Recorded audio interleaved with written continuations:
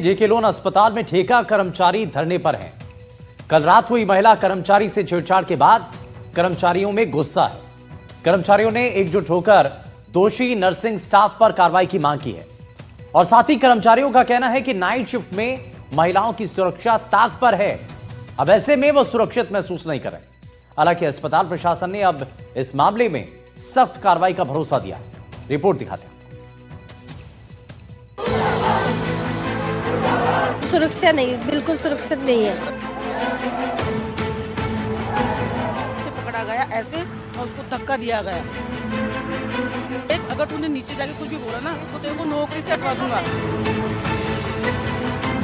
अस्पताल में छेड़छाड़ पर संग्राम, जेके लोन अस्पताल में कोहराम, नर्सिंग कर्मी पर आरोप लगे गंभीर, सुरक्षा नाकाम, गिरफ्तारी की मांग। जेके लोन अस्पताल में बीती रात एक महिला ठेका कर्मी के साथ छेड़छाड़ की घटना ने बड़ा हंगामा खड़ा कर दिया।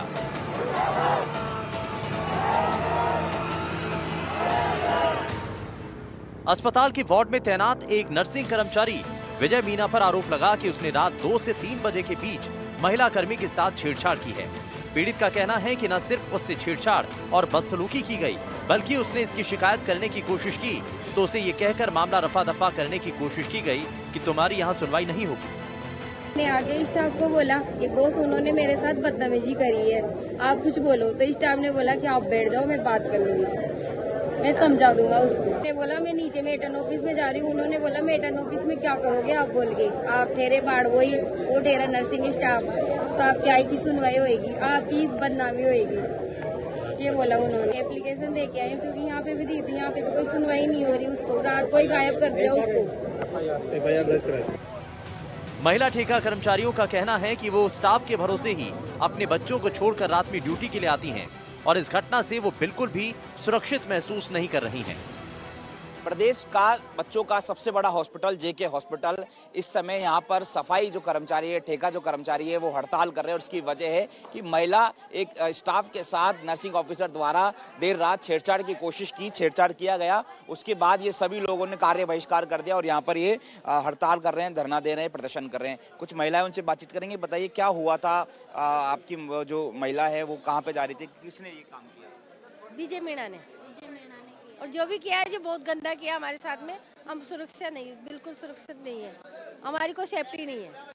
हम उनके भरोसे सर रात भर यहाँ रहते हैं, स्टाफ के भरोसे ही रहते हैं। हम स्टाफ के पीछे ही हम आते हैं, अपने बच्चों को, हस्बैंड को, सबको छोड़ के आते हैं सर। तो हमारी सुरक्षा नहीं है, फिर क्या मतलब है ड्यूटी करने का। वो रात को ड्यूटी पे थी और बाथरूम में थी। जैसे वो बाथरूम में निकली, बंदा सामने खड़ा था। उसने बोला सर साइड में हो जाओ, वो साइड में भी नहीं हुआ।